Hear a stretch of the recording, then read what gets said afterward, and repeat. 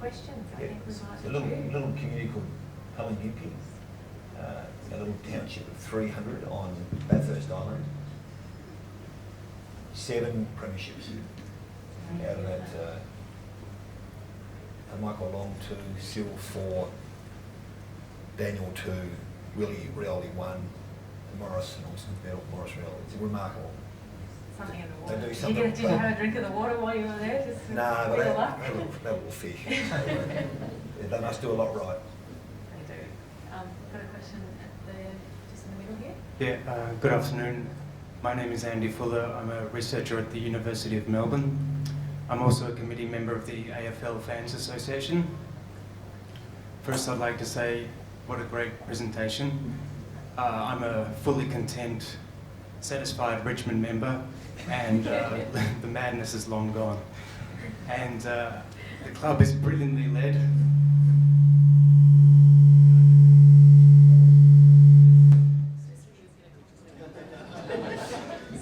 Anyway, enough of that. There's been so many good stories here today, represented by a diversity of people from the AFL industry.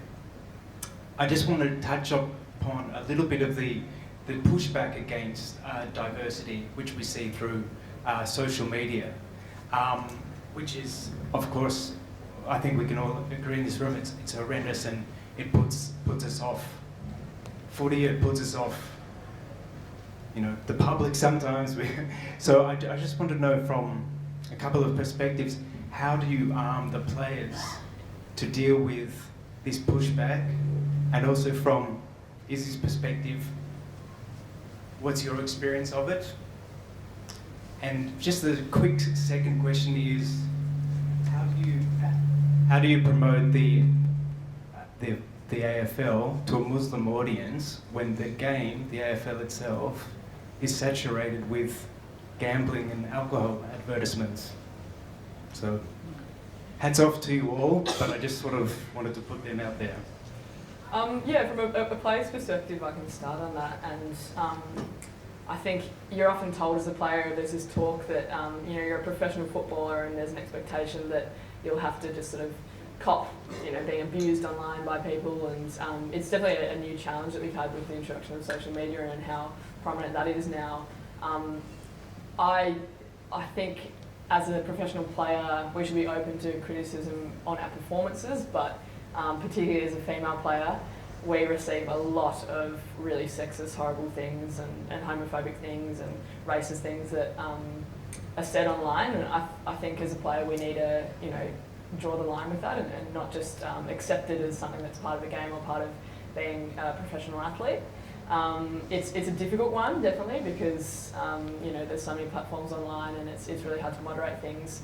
I think there needs to be almost more of a push in terms of moderating the comments and deleting them. And I know everyone sort of says, you know, everyone has a right to an opinion, but when young kids are looking online and they're seeing these horrible comments and that are really marginalising people and communities, I think you need to draw the line at that and delete it. And I know a few of the sort of media organisations, 7AFL, particularly after the Taylor Harris sort of incident last year, where she was copping some horrific trolling, have taken really big steps to sort of moderate that a bit better and yeah, provide more of a positive platform. But I definitely think there's still room for improvement there. I think, I know Taylor Harris suggested that sort of media organisations that have these social media platforms should have sort of moderators looking through and yeah, really stamping out a lot of the abuse that occurs. And I think it's a pretty reasonable suggestion because yeah, that is really stopping us in a way from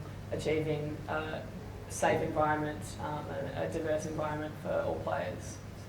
It's a shame. We've closed all comments on AFLW stories on the Herald Sun website now, because, which is, again, it's a shame because of a select few, but why would people come to the Herald Sun website to read about women's football if when they scroll down, that's what they're reading? So I'm really proud of Matt Kitchen, who heads up our sport department, in doing that, because yeah, it's a select few that ruin it for everyone, but yeah, take those steps. Absolutely. You know, I'd like to see a day where we don't have to closed comment sections because people are just kind and they don't have all these horrible things to say. But yeah, I have read a few Herald Sun comment sections before. And probably was a mistake. Don't ever read it. So yeah, I think in providing a safe environment, you know, and the players, they do read this as much as we sort of get told not to.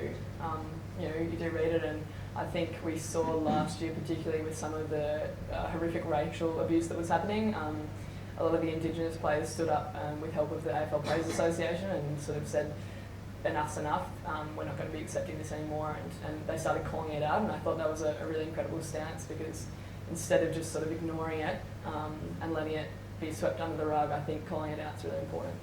Do you arm your players, Brendon?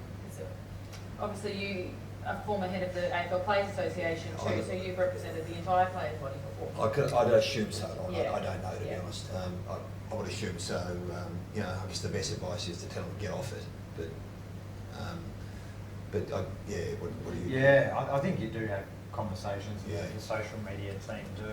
I think the best thing you can do is what Izzy spoke about. It's really calling out that behaviour and trying to keep people accountable, whether it's, you know, some of the physical conduct that's occurring is being called out around the world, or whether it's online. The difficulty with online is obviously at times it's nameless people and it's hard to actually identify who's making the comments.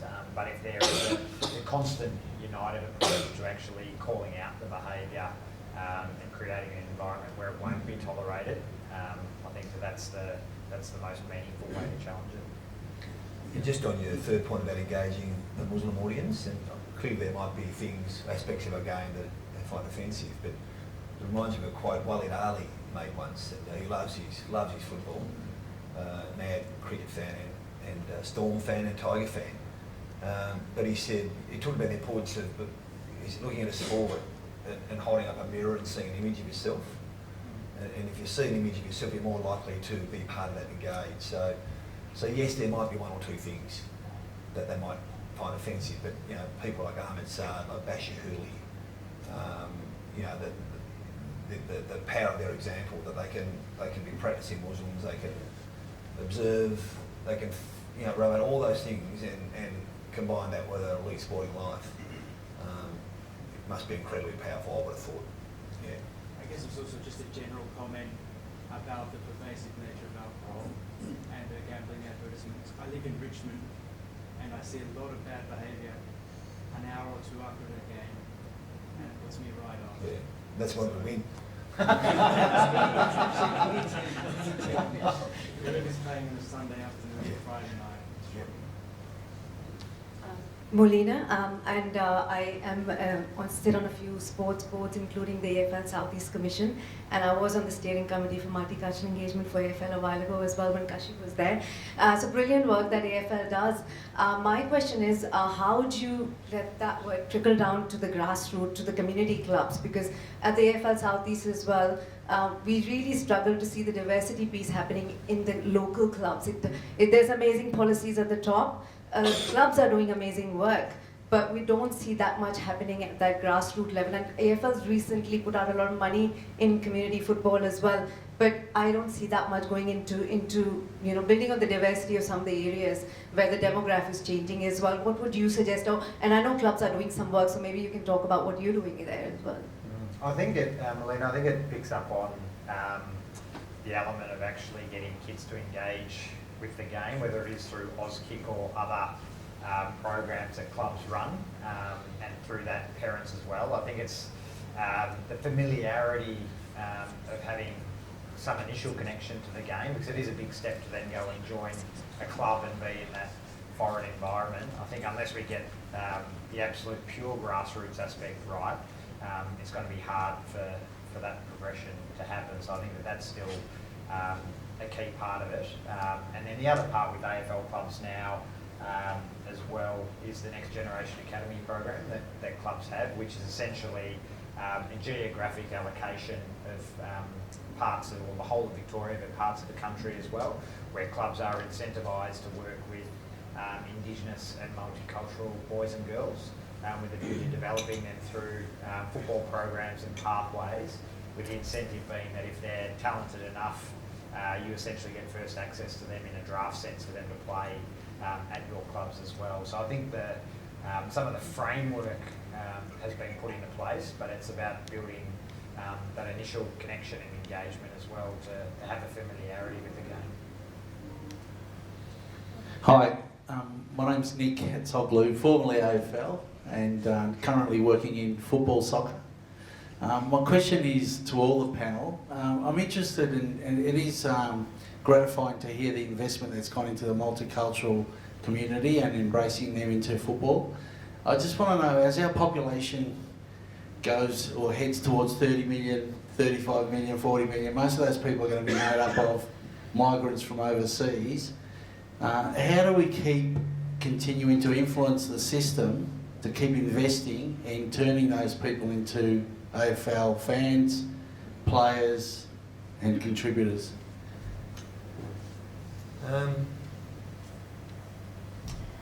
That's well, I think in terms of, you know, as clubs, clearly there's a governing body and there's a club. Our job is to run clubs and go and compete as fiercely, you know, as well as we can. So I think in terms of what we can do, because of our, I guess, I call it maybe your institutional power and visibility, we can, you know, hopefully, you know, amplify the work we're doing and normalise some of the work. Like, you know, I mean, there's a bunch of Sudanese boys running around now, and they're damn good. Now, 10 years ago, there were none. I don't think Majak would have started. So, you know, I guess we it's a bit like you can't, once people see versions of themselves, they see a legitimate career pathway, a legitimate way to be involved. You know, you can't do what you can't see. So I think that's what we do. In terms of the, you know, Ameet talked about a next generation academy zones where we can go into those areas where we can, you know, cultivate, you know, talent, multicultural background, you know, female talent, and there's an incentive for us in terms of, you know, getting first dibs on those sort of players. But outside of that, you know, it's the governing body and what they prioritise and their funding priorities as well. I would have thought, you know, we rely heavily. That's not passing the buck, Nick, and you know more about that than me. And I think that might be a loaded question. But you know, we've talked about the things that we do, and we do them because we think they're the right thing to do. But there's self-interest. You know, it's about access to talent internally. It's about presenting ourselves to a marketplace. So that drives consumer commercial outcomes. So, and we do it to the extent we can. But outside of that, how, you know, you want to? Yeah, I think it's a bit of what we've discussed in different parts today around that fan engagement piece as well. How are you making the game relevant through different lens? And I think we're still all learning around that as well. I think even the mentality is shifting to trying to understand from the communities on what they want is only something that's really started to be done properly in the last couple of years, rather than trying to guess or tell communities what, you know, what's relevant and interesting to them. So yeah, so I mean, clearly given all of the discussion today, the way the country is changing, and as Brendon noted, self-interest, it's something that everyone has to get right. Hi, sure. Tim, I'm involved in grassroots women's AFL. I'm kind of going back to one of the previous questions. It seems like most of the heavy lifting is being done by the AFL clubs. So in terms of community clubs, where the 99% of players are, excuse me, are there any barriers that are keeping clubs out of being involved in community clubs? Or are there any things that could incentivise Richmond, the Western Bulldogs, to be involved more directly in community clubs? There's a big barrier. It was introduced about 30 years ago. Firstly, the clubs own the relationship with the fans. So that's where the magic in our game is. It's the connection between the fans and the clubs and the hope and aspiration. So, you know, I mean, no one barracks for the AFL, but so the clubs, and we get that, they've got a very important role to play. So we own that relationship. So I guess as a club, we're best placed to go out and create interest and engagement. But I guess the introduction of the national draft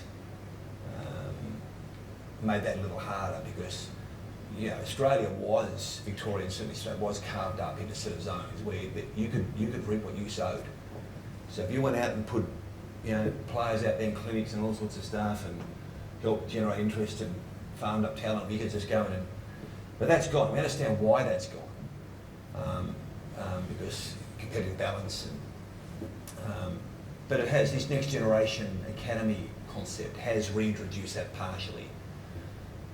So we've got, you know, we've got a zone that goes from Mildura down to Bendigo, across to Shepparton, up to Wodonga. It's a huge, huge, you know, part of Victoria to cover, and it's very costly. But we fund it as much as we can because if we can get some good talent outcomes for women or young Indigenous boys or young from culturally different backgrounds, well, it's worth it because it's an incentive. And where there's incentive, clubs will move.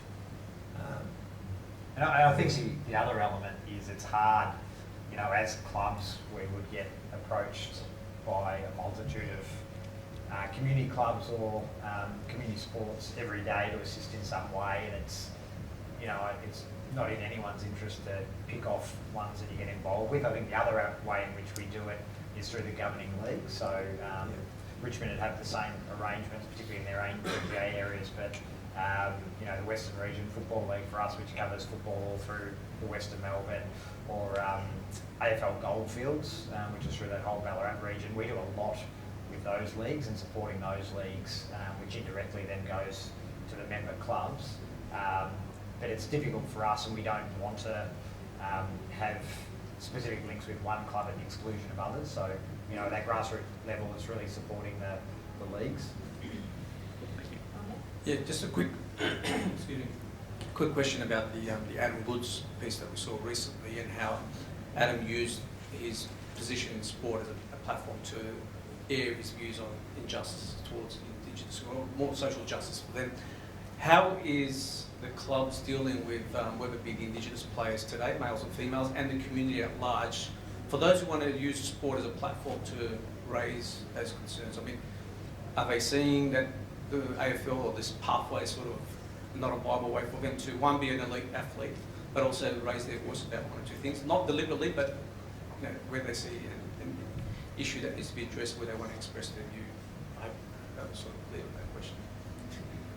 Yeah, I think the starting point for that is, again, what we've covered today, and that's really calling out issues. You know, I mean, that was a really abhorrent period for a range of reasons that everyone who's seen either of the two documentaries would understand.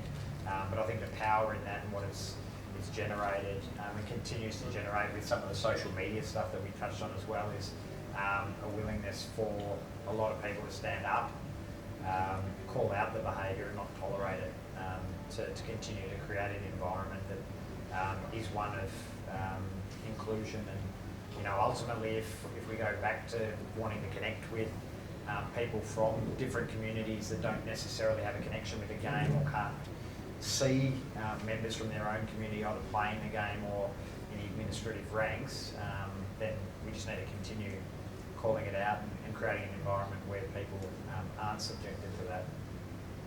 I think clubs and players have sort of had a recent shift as well in terms of the education of things around that, and I think we need to continue moving forward with that. For instance, when the Australian Dream was first aired, you know, all Western Bulldogs staff and players were given an opportunity to go and see it in working hours at the Sun Theatre in Yarraville, and yeah, you're sort of given that opportunity to be educated on a lot of the issues that there's sort of a lot of ignorance about.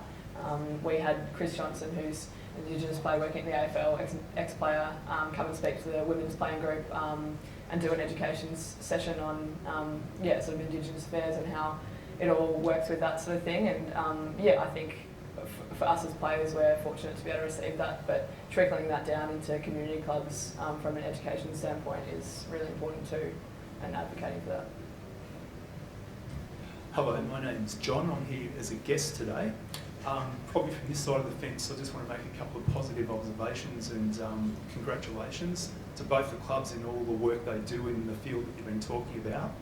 I actually attended the Pride game at Whitten Oval, and just from this side of the fence to say what a fantastic, well-run event it was, and families coming together, and just to confirm what you're saying up there. I'm another Tiger supporter. I'm an just for transparency. You want to vote for the Bulldogs? I'm sorry, I wasn't going to tell anyone, but I'm an AFLW Foundation member, just for transparency. Went to see the Tigers on Sunday. We will get a win yet, Brendon. I'm heading up to Bendigo to support us. I'll see you up there. So, yep. But really just to say, as a long-term Tiger supporter, and off this note, I've never felt prouder to be a Tiger member than I have ever been in my past.